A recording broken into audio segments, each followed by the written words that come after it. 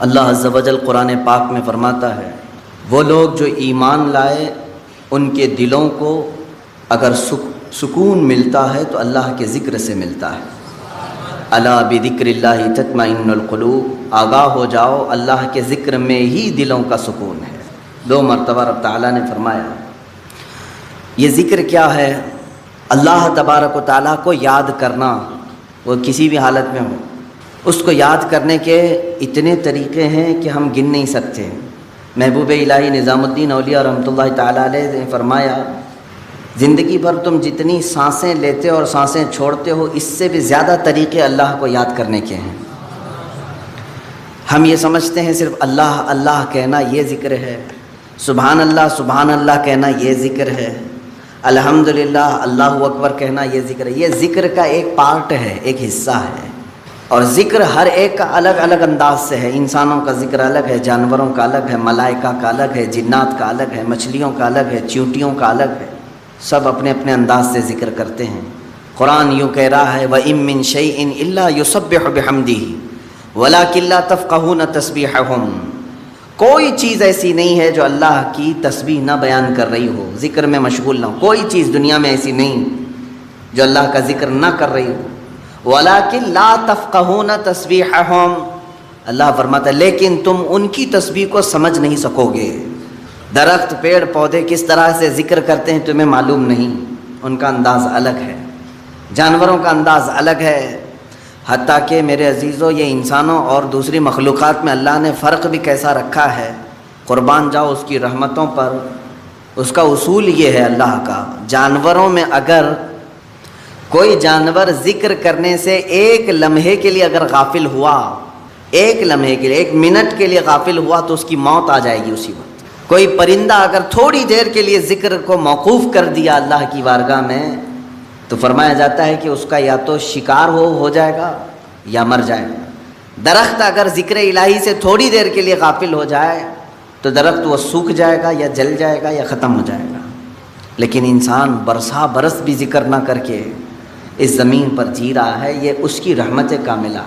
اللہ رب العزت نے اپنے اشرف المخلوقات مخلوق کو، اس انسانی مخلوق کو اللہ نے بہت ساری چیزوں میں درگزر کر کے رکھا ہے، معاف کر کے رکھا ہے۔ اس کا نام لو تو بھی کھلا رہا ہے، نہ لو تو بھی کھلا رہا ہے، حساب تو بعد میں ہونا ہے۔ عزیزان گرامی، بزرگان دین نے جو ذکر کے طریقے الگ الگ انداز سے بیان کیے ہیں، میں یہ مجلس تصوف ہے، یہ مجلس ذکر ہے، میں صرف اور صرف قلب کی بات کرنا چاہوں گا، دل کی بات۔ آج کے دور میں پوری کی پوری طاقت لگا دیتے ہیں اپنی صحت کو صحیح کرنے کے لیے۔ اگر آپ کا گھٹنا خراب ہوا تو مجھے یہاں تک خبر ملی کہ ایک گھٹنے کا آپریشن 1.5 لاکھ روپے سے، دل کا آپریشن، سر کا آپریشن، آنکھ کا آپریشن، ہاتھ کا آپریشن، جہاں کہیں تھوڑی خرابی آئی آپ مال خرچ کر کے اس کو صحیح کرانا چاہیں گے۔ جو لا علاج بیماری ہے کینسر، سب کو معلوم ہے، اس کے باوجود بھی کینسر ہونے کے بعد کوئی خاموش بیٹھتا ہے کہ چھوڑو اب تو مرنا ہی ہے۔ علاج میں وہ بھی 2-5 لاکھ روپے خرچ کر ہی دیتا ہے، اسے معلوم ہے کہ صحیح نہیں ہوتی، کوشش کرنے میں کیا کہیں۔ کتنی حیرت کی بات ہے کہ یہ بیماریاں جو جسم کو لگی ہیں، ان کو صحیح کرنے کے لیے مال بھی خرچ کرتے ہیں، وقت بھی خرچ کرتے ہیں، لیکن جو گناہوں کی بیماری دل میں لگی ہوتی ہے اس کے علاج کے لیے کوئی بندہ کوشش بھی نہیں کرتا۔ اس میں نہ پیسہ خرچ کرنے کی ضرورت ہے آپ کو، نہ ہی بہت زیادہ محنت کی ضرورت ہے۔ چند چیزیں ہیں کہ اگر قلب دھو دیا جائے تو پاک ہو جائے گا۔ دلوں کی سختی بندے کو انسان سے گرا کر جانور کے درجے پر لے آتی ہے، بلکہ جانور سے بھی بدتر۔ قرآن میں اللہ تعالیٰ نے فرمایا پہلے پارے میں، ثم قست قلوبهم من بعد ذلك فهي كالحجارة او اشد قسوة، لوگوں کے دل پتھر کی طرح سخت ہو گئے، نہیں بلکہ اس سے بھی زیادہ سخت ہو گئے۔ اللہ فرما رہا ہے کچھ لوگ ایسے ہیں جن کے دل پتھروں سے زیادہ سخت ہوتے ہیں، پتھر میں کوئی چیز داخل بھی نہیں ہوتی، اندر سے کوئی چیز باہر بھی نہیں آتی۔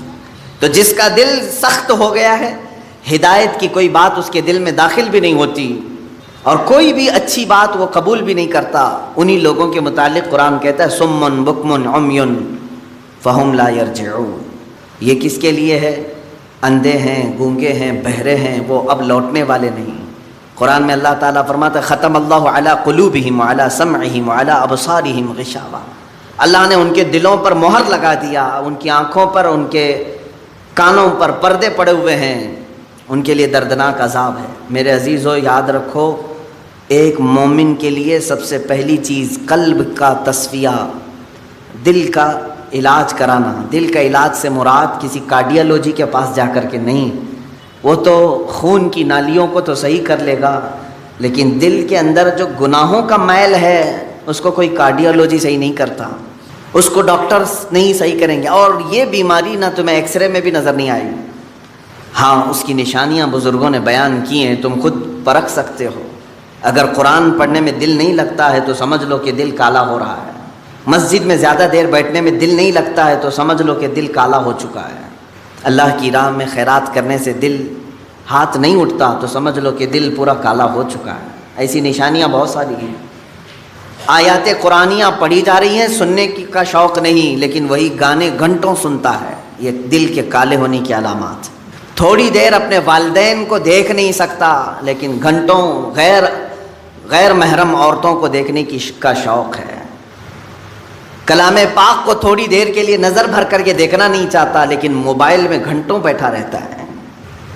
یہ تمام چیزیں دل کے سیاہی کی علامات ہیں میرے عزیز۔ اگر علاج نہیں کیا تو یہ پتھر ہو جائے گا، یہ پتھر ہو جائے گا، اور پھر اس کا علاج بھی نہیں ہو پاتا۔ اسی طرح مرے دل کے ساتھ دنیا سے وہ چلا بھی جاتا ہے۔ آخر اس دل کی صفائی کیسے کی جائے؟ کون سا صابن، کون سا سرف، کون سا پانی لے کر کے اس دل کو دھوئیں تو صاف ہوگا؟ نہیں میرے عزیزو، یہ دل صرف اور صرف اللہ کے ذکر سے پاک ہوتا ہے۔ قرآن نے کہہ دیا الا بذکر اللہ تطمئن القلوب، تو اس دل کی صفائی جو ہے اللہ کے ذکر سے ہے۔ اب ایک بڑی بات میں آپ کو بتاؤں، فقہ کا ایک قاعدہ ہے، قانون ہے، شریعت کا ایک مسئلہ ہے۔ زمین پر اگر نجاست پڑ گئی، کیسے پاک کریں گے آپ؟ کھلی زمین تھی، گوبر پڑا ہوا ہے، پاک کرنے کا طریقہ، ہر چیز کو پاک کرنے کا طریقہ الگ الگ ہے۔ مسائل آپ پڑھیں گے تو سمجھ میں آئے گا۔ کپڑے پر لگے تو دھونا ہے، بدن پر لگے تو دھونا ہے، برتن پہ لگے تو دھونا ہے، الگ الگ طریقے ہیں سب نجاستوں کو پاک کرنے کا۔ کپڑے پر اگر نجاست لگی ہے تو 3 مرتبہ دھونا ہے آپ کو۔ کوئی غلیظ نجاست لگ گئی تو، نجاست کی بھی 2 قسمیں ہیں، خفیف اور غلیظ۔ غلیظ کا مطلب جیسے پیشاب، پاخانے وغیرہ، خفیف کا مطلب حلال پرندوں کی بیٹ وغیرہ۔ تو یہ نجاست کو دھونے کے الگ الگ طریقے ہیں، لیکن ان میں سے اگر کہیں زمین پر نجاست لگی تو اسے کیسے دھوئیں گے آپ؟ کھلی زمین، میدان ہے باہر، اور نجاست گر گئی ہے، اس کے پاک کرنے کے 2 طریقے بزرگوں نے لکھے ہیں، فقہاء کرام نے لکھے ہیں۔ پہلا طریقہ یہ ہے کہ بارش اتنی آ جائے کہ نجاست بہہ جائے، بارش اتنی آ جائے، توجہ ہے نا، زمین کے پاک ہونے کے 2 طریقے ہیں۔ بارش اتنی آ جائے کہ نجاست وہ بہہ کے چلی جائے۔ دوسرا طریقہ ہے یا تو دھوپ اتنی زیادہ پڑ جائے کہ وہ نجاست سوکھ کر کے ختم ہو جائے، وہ زمین پاک ہو گئی۔ یا تو بارش سے زمین پاک ہوگی یا تو دھوپ سے زمین پاک ہوگی۔ یہ 2 قاعدے ہیں شریعت کے۔ نجاست یا تو بہہ کے چلی جائے یا سوکھ کر کے چلی جائے، سوکھ کر کے جب ختم ہو گئی تو وہ زمین پاک ہو گئی۔ اب آئیے میں یہ بات کیوں بتا رہا ہوں آپ کو۔ مشہور صوفیہ اکرام نے فرمایا اے بندے، اسی طرح تیرے دل کی جو زمین ہے اس پہ اگر گناہوں کی نجاست لگ جائے تو اسے بھی دھونے کے 2 طریقے ہیں، اسے پاک کرنے کے 2 طریقے ہیں۔ جس طرح زمین بارش کے برسنے سے پاک ہو جاتی ہے، اسی طرح تیرے دل کی زمین اللہ کے ذکر سے پاک ہوگی۔ اللہ کا ذکر برسات ہے، یہ بارش ہے، قرآن کی تلاوت بارش ہے۔ جیسے ہی بندہ ذکر کرنے لگتا ہے اس کے قلب پر اللہ کے انوار برسنا شروع ہو جاتے ہیں، وہ نجاست بہہ کے چلی جائے گی۔ اور دوسری، وہ آج کے زمانے میں مشکل ہے، اگر دل کی زمین نجاست سے ملوث ہو گئی ہے، ناپاک ہو گئی ہے، ایک طریقہ میں نے زمین کا بتایا بارش کا، دوسرا طریقہ ہے دھوپ کا۔ دل کی نجاست کو دھونے کے لیے ایک ذکر الہی کی برسات، یا تو پھر شیخ کامل کی نگاہوں کی گرمی سے، شیخ کامل کے نگاہوں کی گرمی سے نجاست پاک ہو سکتی ہے۔ یہ 2 طریقے ہیں۔ شیخ کامل کا حصول معمولی بات نہیں ہے، اس میں برسا برس لوگ تلاش میں لگانا چاہیے، لیکن یہاں تو آج حال یہ ہے کہ کہیں سے کوئی بھٹک کے پیر میرے گھر آ جائے میں اس کا دامن پکڑ لوں گا، در حقیقت جسے اپنے بیماریوں کو صحیح کرنے کی طلب ہے وہ سچے پیر کی تلاش میں گھومتا پھرتا رہے گا، یہ نہیں کہ بازار میں بیٹھ کر کے انتظار کرے گا۔ اسے تو ڈھونڈتے رہنا چاہیے کنٹینیو کہ کہیں مجھے شیخ کامل ملے جو میرے دل کے مرض کا علاج کرے، جس کے پاس بیٹھوں تو مجھے گناہوں سے نفرت پیدا ہو جائے اور میرے دل کے اندر گناہوں کی جو نجاست ہے اس کی نگاہوں کی گرمی سے دھل جائے۔ اور یہ دو چیزیں ہوتی رہی ہیں۔ آپ کو میں یہ دونوں چیزیں اگر سناؤں، بابا فرید الدین گنج شکر رحمۃ اللہ تعالیٰ علیہ یہ خود جو ہے اپنے، ظاہر سی بات ہے قلب میں ان کے نجاست کی بات تو میں نہیں کروں گا، لیکن انہوں نے 12 سال کنٹینیو ایک جنگل میں کھڑے ہو کر کے ذکر کیا۔ ان کے جسم پر بیلیں لپٹ گئی تھیں، وہ درختوں میں چھپ گئے تھے، لوگ پہچانتے بھی نہیں تھے، 12 سال تک وہاں رہ گئے اور ذکر الہی میں مشغول تھے۔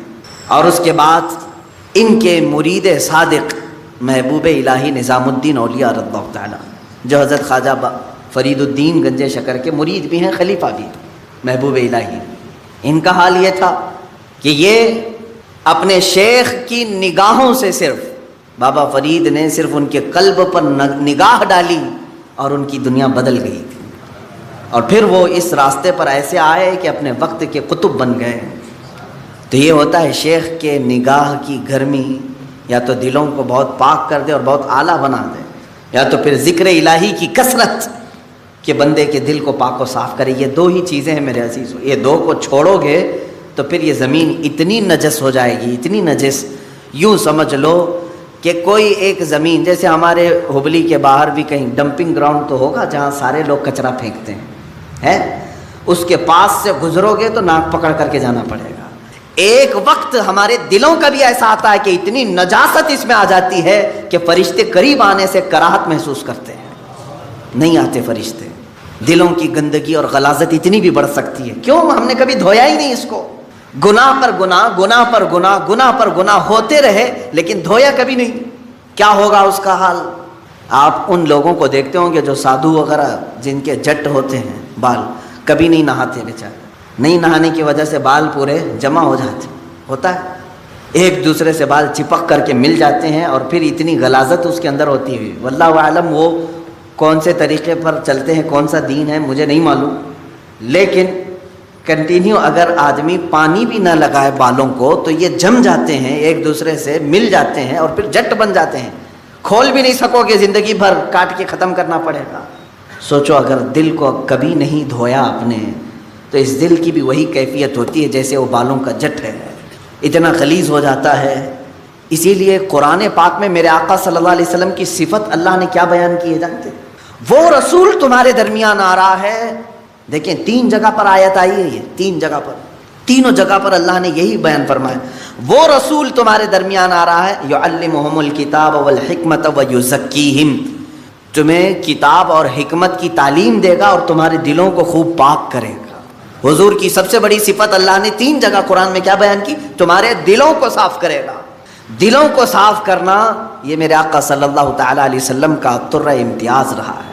وہ ایسے طبیب حاذق تھے کہ جس کے متعلق شاعر نے سچ کہا، ایک عرب نے آدمی کا بول بالا کر دیا، خاک کے ذروں کو ہمدوش ثریا کر دیا، خود نہ تھے جو راہ پر اوروں کے ہادی بن گئے، کیا نظر تھی جس نے مردوں کو مسیحا کر دیا۔ رسول کریم صلی اللہ تعالیٰ علیہ وسلم نے اپنی نگاہ نبوت سے کتنوں کو، ان کے دلوں کو پاک کیا ہے۔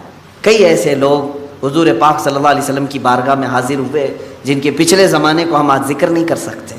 عزیزان گرامی، مجھے آج اس بات کا شدید احساس ہے کہ ہم اپنی روایات بھول گئے، ماضی کی جتنی بھی ہمارے روایات تھے ہم بھول گئے۔ خاص طور پر ہندوستانی مسلمانوں کو تو ایسا نہیں ہونا چاہیے جو آج ہم چل رہے ہیں۔ کیوں جانتے ہیں آپ؟ ہندوستان میں جو اسلام آیا ہے یہ صوفیہ اکرام سے آیا ہے، صوفیہ اکرام کا اس میں بڑا کردار رہا ہے۔ دیکھیں کئی جگہ پر تبلیغ اسلام الگ الگ انداز سے پہنچی۔ میں مانتا ہوں کہ اسلام ہندوستان میں صحابہ کے دور میں ہی آ چکا تھا، حضور اکرم صلی اللہ تعالیٰ علیہ وسلم کی حیات ظاہری میں ہی آ چکا تھا، لیکن اتنا پھیلا نہیں تھا، چند جگہوں پر تھا۔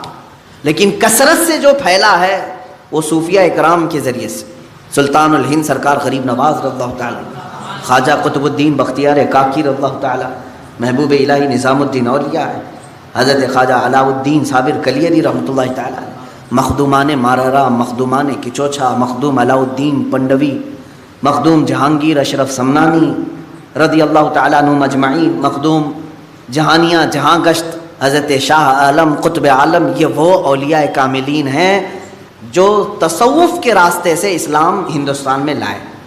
اب یہاں ان کا طریقہ کار کیا ہوتا تھا جانتے ہیں آپ؟ دیکھیں ہم بہت چینج ہو چکے آج، ہم جو ہے صرف چھلکوں پر رہ گئے اور مغز کو چھوڑ دیا ہم نے، چھلکے ہمارے پاس رہ گئے اور مغز کو چھوڑ دیا۔ ہم آج جلسے اور تقریروں میں ہیں، لیکن یہ تقریریں کس لیے ہوتی تھی جانتے ہیں؟ ایک بھولے بھٹکے بندے کو قریب کر کے سمجھا کر کے اس کو ذکر الہی کی طرف لانے کے لیے تقریر ہوتی تھی۔ ابھی جیسے اس سنت پر ادا کرنے کے لیے میں کھڑا ہوں، ابھی ہمارے ذکر کی مجلس ہونا ہے، میں اس ذکر کی مجلس کے تک آپ کو پہنچانے کے لیے بیان کر رہا ہوں۔ تو صوفیہ اکرام کے جو بیانات ہوتے تھے اسی لیے ہوتے تھے، اب بیانات رہ گئے، ذکر ختم ہو گیا، تصوف کی روح تھی وہ غائب کر دی۔ خانقاہیں ہیں آج بھی، خانقاہوں میں سے یہ سارے ریت رواج ختم کر دیے گئے، کیونکہ بہت سارے خانقاہ اللہ ماشاء اللہ سب کی بات نہیں کرتا ہوں، اب خامخواہ ہو گئے ہیں، پیر پیر بنے ہوئے ہیں، منگل بنے ہوئے ہیں، وہاں پر صرف پیروں کا حال یہ ہے دیکھا۔ پھر آپ یہ سوچتے ہوں گے کہ پیروں کا ٹاپک پھر شروع ہوا، اس لیے کہ نقصان بھی انہی سے ہو رہا ہے۔ جتنا فائدہ مشائخ اور پیران اعظام سے دین کو ہوا ہے اتنا نقصان بھی ان سے ہوتا ہے، اس کے لیے مجھے بتانا ضروری ہے۔ اگر ایک ڈاکٹر کسی مریض کا علاج کرتا ہے اور دوسرا ڈاکٹر مریض کو موت کے گھاٹ اتارتا ہے تو مجھے بولنا ضروری ہے کہ یہ ڈاکٹر موت کا کنواں بن جائے گا، یہ ڈاکٹر تیری صحت کا طبیب ہے۔ اسی طرح سے میں اس ٹاپک پر گفتگو کرتا ہوں میرے عزیز، ورنہ مجھے پرسنلی کسی بھی پیر سے اس طرح کی الرجی نہیں ہے کہ میں اس کو بار بار یہاں پر لاؤں۔ جو پیر ہے نہیں ہم تو اس کو خاطر میں لاتے بھی نہیں، لیکن جو لباس اوڑھا جاتا ہے اس کے لیے میں کہتا ہوں سب جگہ اکثر خانقاہوں میں لینا بینک ہے، اور جو آئے وہ سب وہاں جمع کرے، اس کے علاوہ کچھ بھی نہیں، سب ان کا سارا مال دولت ساری چیزیں اس پر قبضہ کر کے سانپ کی طرح کنڈلی مار کر بیٹھ جائے، یہ پیر ہے۔ آؤ میں تمہیں بتاؤں، مارہرہ مطہرہ میں اعلیٰ حضرت جہاں سے بیعت ہوئے تھے 12 سال تک مجاہدہ کراتے تھے خانقاہ میں رکھ کر کے، تب خلافت دیتے تھے۔ 10 سال 11 سال 12 سال، اور الگ الگ انداز کے ذکر کرائے جاتے تھے، ان کو پیاسا رکھا جاتا تھا، بھوکا رکھا جاتا، اور اگر کوئی یہ برداشت نہ کرے تو اسے کہتے تھے خدا حافظ آپ جائیے، اس راستے کے آپ مسافر نہیں۔ سید آل رسول ماروی رحمۃ اللہ تعالیٰ علیہ جو اعلیٰ حضرت کے پیر و مرشد ہیں، ان کے پاس ایک صاحب آئے، انہوں نے کہا کہ حضور آپ کی خلافت چاہیے ہم کو، اور تصوف کے سلوک کے راستے پر میں چلنا چاہتا ہوں۔ کہا آپ آج ہی تو آئے ہیں، مہمان ہیں، آپ آج رہیے، کل بات کریں گے۔ ان کو گھر پر ٹھہرائے، خانقاہ میں کمرے بنے ہوتے تھے، خادم سے کہا کہ مچھلی بھون کر کے اچھی طرح سے فرائی کر کے ان کو پیش کرنا، خوب مچھلی کھلاؤ، باقی کچھ بھی مت کھلاؤ، آج یہ ہمارے مہمان ہیں۔ خادم سے کہا لیکن پانی مت دینا، اس نے مچھلی خوب کھلایا، پانی کا ایک گلاس بھی نہیں دیا۔ پیر و مرشد نے کہا تھا مچھلی کھلا کر کے کمرے کا دروازہ باہر سے لاک کر دینا اور تم چلے جاؤ۔ رات کو مچھلی کھلایا انہوں نے، پیٹ بھر کر مولانا صاحب نے مچھلی کھائی، اور پانی نہیں ملا، وہ چیختے رہے، چلاتے رہے۔ مچھلی جب پیٹ میں جاتی ہے تب بھی پانی مانگتی ہے، بہت تیز پیاس لگتی ہے، کیونکہ وہ پانی میں رہنے والی چیز ہے، جب پیٹ میں جاتی ہے تو تب بھی اسے پانی کی ضرورت ہے۔ وہ تڑپنے لگے، پکارا پکارا پکارا، کوئی نہیں آیا، چلانے بھی لگے یہ کون سی مہمان نوازی ہے، یہ کیا کر رہے ہیں۔ وہ بیچارے رات بھر اسی طرح پیاس کی شدت میں تڑپتے رہے۔ صبح ہو گئی، پارا گرم تھا، صبح کے وقت خادم نے دروازہ کیا کھولا کہ اس پر حملہ کر دیا، کہا کہ یہ بھی کوئی مہمان نوازی ہے، یہاں پر لا کر کے مچھلی کھلایا، پانی نہیں دیا، میں رات بھر تڑپتا رہا، کہاں ہیں حضرت تمہارے؟ حضور بیٹھے ہوئے تھے، سید آل رسول رحمۃ اللہ علیہ، وہ چیختے چلاتے ہوئے آئے، کہا کہ یہ کیسی بدتمیزی ہے ہمارے ساتھ، آپ نے ہمارے ساتھ ایسا کیا۔ بس حضرت نے فرمایا نرم ہو جائیں، نرم ہو جائیں، آپ بیٹھ جائیں۔ اس کے بعد ان کو پانی پلایا گیا، ان کو نذرانہ دے کر کے حضرت نے کہا کہ ٹھیک ہے اب آپ جا سکتے ہیں، آپ جا سکتے ہیں۔ انہوں نے کہا یہ کل رات کیا ہوا؟ کہا اس راستے کی پہلی پیاس برداشت نہیں کر سکے، اور ذکر کے اور خلافت کے بوجھ کو کیسے اٹھا پاؤ گے؟ اب خلافت اتنی آسان کر دی گئی کہ ہول سیل مل رہی ہے، ایک کی لینے جاؤ 10 کو دے دیا جائے گا۔ عزیزان گرامی، اولیاء کاملین کے. میں بات کہاں سے چھیڑا ہوں؟ میری بات یہ تھی کہ ہندوستان کے مسلمانوں کو کم سے کم مغز تصوف کو بھولنا نہیں چاہیے تھا، کیونکہ ہمارے ہاں اسلام آیا ہی اس راستے سے تھا. جانتے ہیں کہ صوفیہ اکرام اسلام کی تبلیغ کرتے تھے تو سب سے پہلے ذکر کی تلقین کرتے تھے. اتنے اذکار تمہارے گھر گھر میں ذکر کی آواز آتی تھی، گھر گھر میں. محبوب الہی نظام الدین اولیاء رحمۃ اللہ تعالیٰ علیہ کے زمانے میں ہی یا ان کے بعد غالباً حضرت اورنگزیب رحمۃ اللہ علیہ کے زمانے میں، مجھے خیال نہیں پڑتا ہے اورنگزیب، ہاں چونکہ وہ شریعت کے بہت زیادہ پابند تھے، ان کے زمانے میں ایک بزرگ یا محبوب الہی ہوں جو بھی ہوں، دلی میں وہ اپنے چند مریدین کو لے کر خیمے کے اندر بیٹھے ہوئے تھے. خیمہ جانتے ہیں نا، ٹینٹ. 4 کونوں کو باندھا جاتا تھا زمین سے، زمین میں کوئی موٹا سا کیل گاڑ کر کے اس پہ خیمے کی رسیاں گاڑ کر کے رکھتے تھے. یہ عارضی ٹینٹ جیسے آدیواسی لوگ یا خانہ بدوش لوگ باندھتے. وہ بزرگ دلی میں خیمہ باندھ کر کے اپنے مریدین کو تلقین کر رہے تھے، اور وہاں سماع کی محفل چل رہی تھی. محفل سماع. محفل سماع کا مطلب یہاں بہت سارے لوگ دھوکے میں آ جاتے ہیں، ڈانس کرنے کو، رقص کرنے کو سمجھتے ہیں محفل سماع. بے وقوفو، تم نے اولیاء کاملین کی دھجیاں اڑانا شروع کی ہیں. قوالی جس طرح سے رقص اور ڈانس کر رہے ہیں، یہ محفل سماع نہیں. محفل سماع تو وہ تھی کہ ان کو اگر چاقو بھی مار دی جاتی تو انہیں خبر نہیں ہوتی تھی. محفل سماع میں کیونکہ جو حقیقی کلام پڑھے جاتے تھے اور صاحب جو پڑھنے والے ہوں باشرہ ہوتے تھے، محفل میں بیٹھنے والے اہل دل ہوتے تھے. یا نمازوں کا ٹھکانہ نہیں ہے اور سماع سے کہاں لطف آئے گا.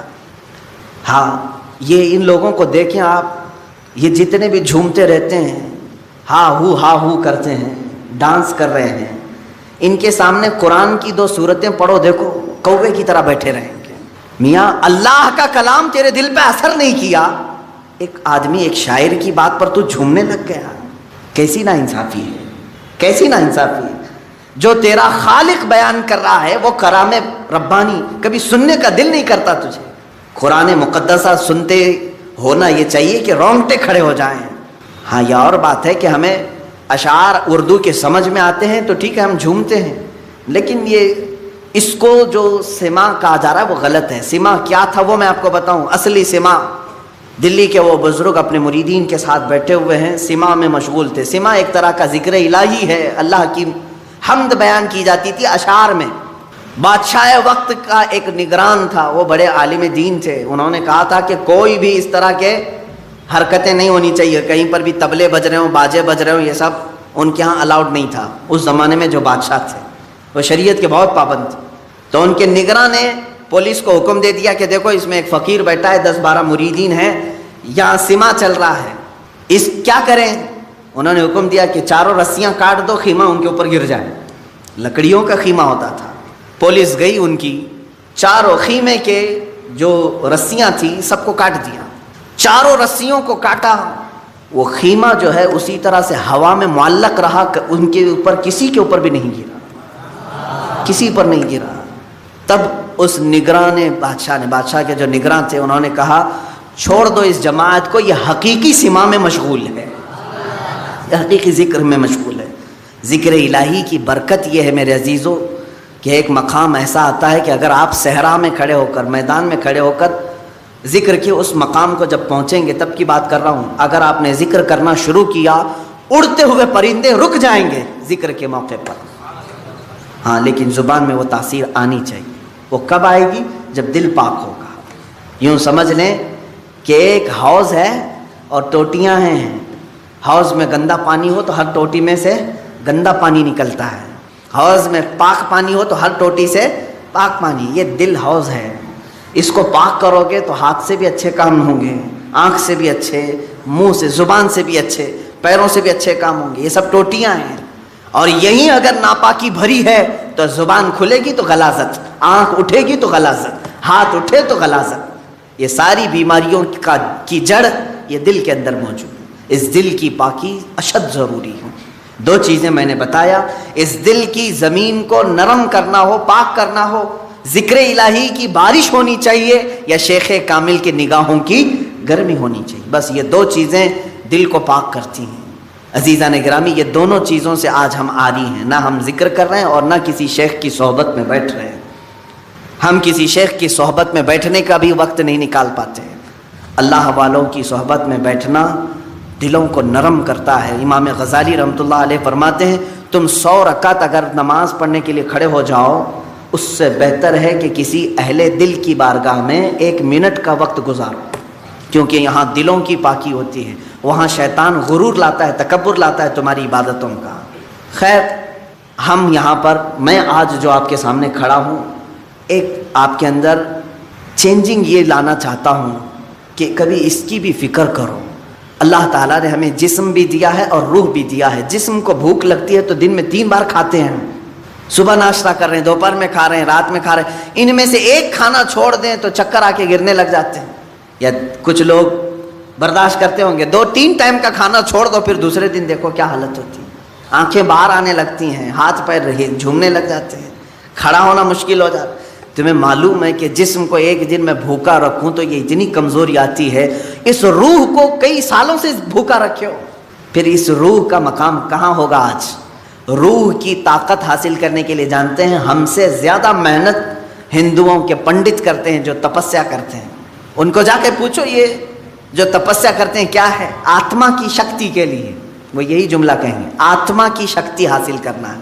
یہ اور بات ہے کہ وہ بے دین ہیں، باطل طریقے سے وہ آتما کی شکتی حاصل کر رہے ہیں، لیکن روح کی طاقت کے لیے دنیا کوشش کر رہی ہے. تمہیں تو میرے آقا صلی اللہ تعالیٰ علیہ وسلم نے پورے طریقے بتائے ہیں. تمہاری روح پاورفل کیسے ہوگی، طاقتور کیسے ہوگی، آپ نے کبھی محسوس کیا؟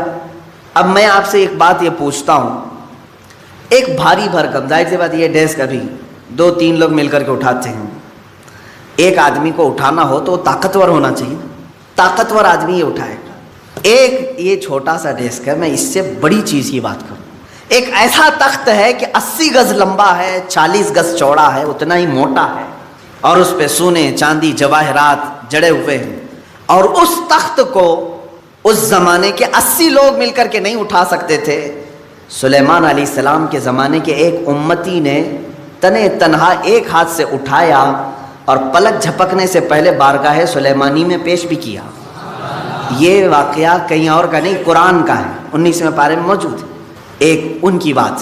دوسری چیز، امت مصطفیٰ صلی اللہ تعالیٰ علیہ وسلم کے ولی کامل سلطان الاولیاء غوث اعظم عبد القادر جیلانی قدس اللہ سرہ شریف آپ کی بارگاہ میں چلیں. آپ کا حال یہ ہے کہ آپ ایک جگہ بغداد میں بیٹھے ہوئے ہیں، بغداد پاک میں بیٹھے ہوئے ہیں. کسی مرید نے آ کر کے کچھ چیزوں کے ظاہر کرنے کا عندیہ دیا تو آپ نے بیٹھے ہوئے جگہ پر وضو کا برتن اپنے سامنے حاضر کر لیا، وہیں بیٹھے ہوئے تھے، کہیں گئے نہیں. اس کے علاوہ آپ کا یہ فرمان کہ اگر میں کسی مردے کو ٹھوکر مار دوں تو اللہ کے حکم سے وہ زندہ ہو جائے. اب ان کے پاس کون سی طاقت تھی؟ وہ آصف بن برخیہ سلیمان علیہ السلام کے امتی اتنا بھاری بھرکم تخت اٹھا کر کے لا رہے ہیں، کیسی باڈی ہوگی ان کی، کتنی طاقت ہوگی. یہاں شیخ عبد القادر جیلانی قدس اللہ سرہ شریف مردے کو ٹھوکر مارے تو وہ زندہ ہو جائے. کتنی طاقت ہے آپ کے اندر. طاقت کیسی تھی ان کی میں آپ کو بتاؤں. حلیہ اگر پڑھیں گے غوث پاک رضی اللہ تعالیٰ عنہ کا، نہایت ہی دبلے پتلے تھے غوث پاک. کثرت عبادت کی وجہ سے گردن کی ہڈیاں دکھتی تھیں. غوث پاک رضی اللہ تعالیٰ نحیف تھے، یعنی موٹا بدن نہیں تھا آپ کا، دبلا بدن. سرکار غوث پاک رضی اللہ تعالیٰ عنہ کبھی کبھار تو ایسا ہوتا کہ کثرت بھوک کی وجہ سے غش کھا کر گر جاتے تھے. یہ جسمانی طاقت کی بات کر رہا ہوں. تو پھر ایسے کمزوری ہے اگر جسم کے اندر، ایسا نحیف شخص ہے کوئی اور وہ اتنا بڑا کام کر کے دکھائے کہ ٹھوکر مارے تو مردہ زندہ ہو، یہ کون سی طاقت ہے؟ سمجھ میں آیا کہ میرے عزیزوں ساری طاقتیں جسم کی نہیں ہوتی، کچھ طاقت روح کی بھی ہوتی ہے. ان اولیاء کاملین کے پاس جو طاقت و قوت تھی وہ روحانی پاور تھا. اس کو ان لوگوں نے اتنا بلند کر رکھا تھا کہ جسم کے طاقت کی کبھی انہیں ضرورت بھی نہیں پیش آتی. آج اس طاقت کی طرف آؤ. مہینے میں ایک مرتبہ، ہفتے میں ایک مرتبہ، بلکہ ہونا یہ چاہیے کہ جس طرح میرا مولا کنٹینیو ہمیں انعامات و اکرامات کی بارشیں فرما رہا ہے، روز ہم اس کا ذکر کریں. ذکر کے الگ الگ طریقے ہیں. ایک تو اجتماعی طور پر ہم یاد کرتے ہیں، ایک ہوتا ہے تنہائی میں بیٹھ کر کے آپ اسے یاد کریں. اللہ تبارک و تعالیٰ ہر ذکر کو قبول کرے گا. رات کے وقت بستر پہ چلے گئے تو بغیر ذکر الہی کے نہ سوئیں. ذکر کا مطلب ضروری نہیں کہ 100 مرتبہ یہ چیز وہ چیز کرنا چاہیے. اللہ رب العزت کو جس حالت میں بھی یاد کرو گے اس کو ذکر الہی کہتے ہیں. ذکر الہی اس کا اثر کیا ہوگا جانتے ہیں آپ؟ اس کا اثر یہ ہے، اللہ اکبر. آیت میں پڑھتا ہوں، اس کا مطلب آپ کو سمجھ میں آ جائے گا. اللہ نے فرمایا فَاذْكُرُونِي أَذْكُرْكُمْ وَاشْكُرُوا لِي وَلَا تَكْفُرُونَ. تم میرا ذکر کرو میں تمہیں یاد کروں گا، اور تم میرا شکر کرو، ناشکری نہ کرو. ایک ہی جملے پر توجہ دیں. اللہ نے کیا فرمایا؟ فَاذْكُرُونِي أَذْكُرْكُمْ. یہ دوسرے پارے کی آیت ہے. تم میرا ذکر کرو میں تمہیں یاد کروں گا. اللہ تو کیسے یاد کرے گا؟ بندوں کو کیسے یاد کرے گا؟ یہ سب سے بڑا پوائنٹ ہے، سب سے بڑا انعام ہے. اللہ جس بندے کو یاد رکھ لے پھر اس کا کچھ بھی نہیں ہونے والا ہے. اللہ جس بندے کو یاد کرے. کب وہ یاد رکھتا ہے، کب یاد کرتا ہے جانتے ہو؟ جب تم ذکر کرتے کرتے پوری عمر بتا گئے. جوان تھے تب بھی ذکر کرتے تھے، بڑھاپے میں بھی اللہ کا ذکر کرتے، اللہ اللہ اللہ کرتے رہے، لا الہ الا اللہ کرتے رہے، اسے یا حی یا قیوم بیٹھتے اٹھتے پکارتے رہے. ایک وقت ایسا آتا ہے کہ جب تم بستر پر چلے گئے اور تمہاری زبان بند ہو گئی، تمہاری زبان بند ہو گئی، اب تمہارے اندر بولنے کی طاقت نہیں. اب اس کے بعد تمہارے دل کو بولنے کا حکم دیتا ہے. یہی اللہ کی یاد ہے.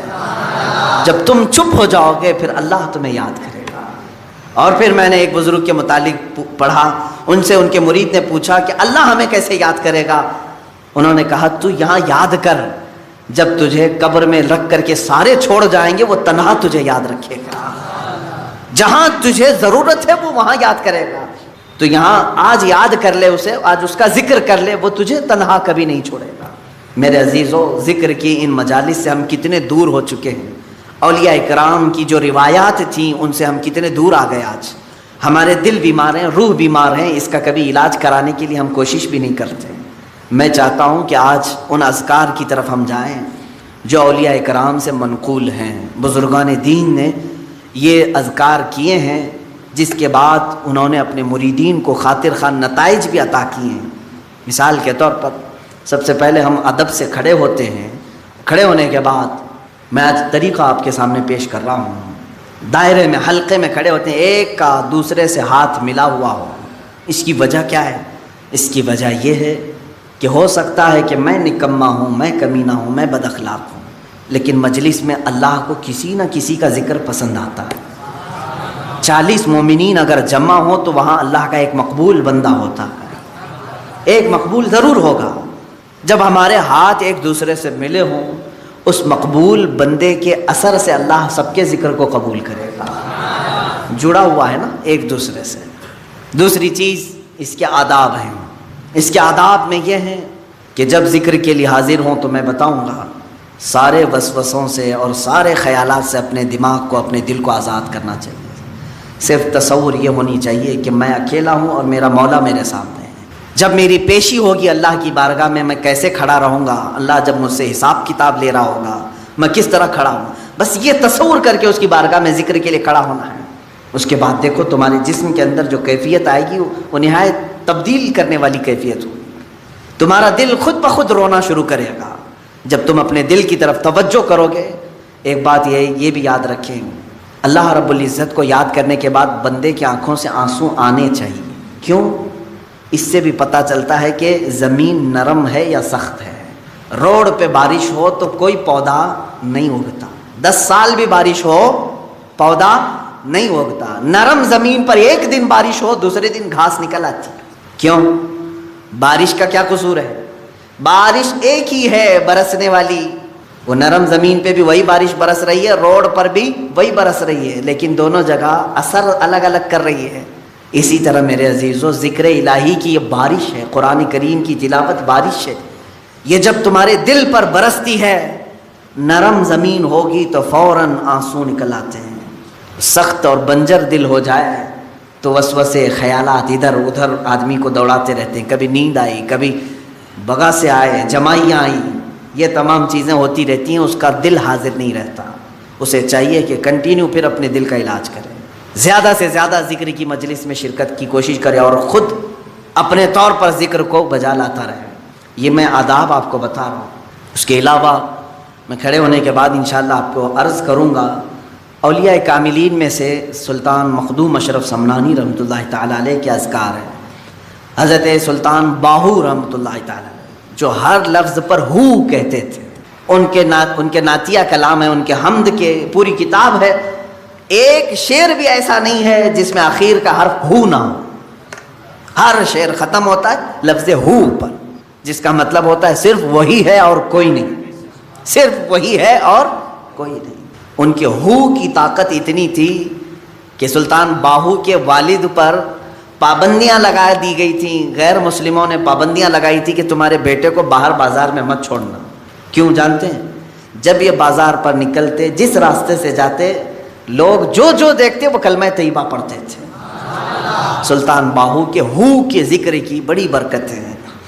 اسی طرح حضرت سیدنا ابو الحسن شاذلی رحمۃ اللہ علیہ، یہ مصر کے وہ غوث ہیں، وہ وہاں کے یوں سمجھ لیں کہ بر اعظم افریقہ کے وہ غوث ہیں، حضرت سیدنا ابو الحسن شاذلی رحمۃ اللہ۔ حضرت شرف الدین بوصیری جن کا قصیدہ بردہ مشہور ہے، مولایا صلی وسلم، ان کے پیر و مرشد کی بات کر رہا ہوں، امام بوصیری کے پیر و مرشد ابو الحسن شاذلی رحمۃ اللہ تعالیٰ علیہ، یہ مصر میں آرام فرما ہے۔ ان کے اذکار ایسے ہیں، ان سے منقول ہے کہ جس نے یہ ذکر کیا یا حی یا قیوم، سب کے دل مر جائیں گے مگر اللہ اس کا دل زندہ رکھے گا انشاءاللہ العزیز۔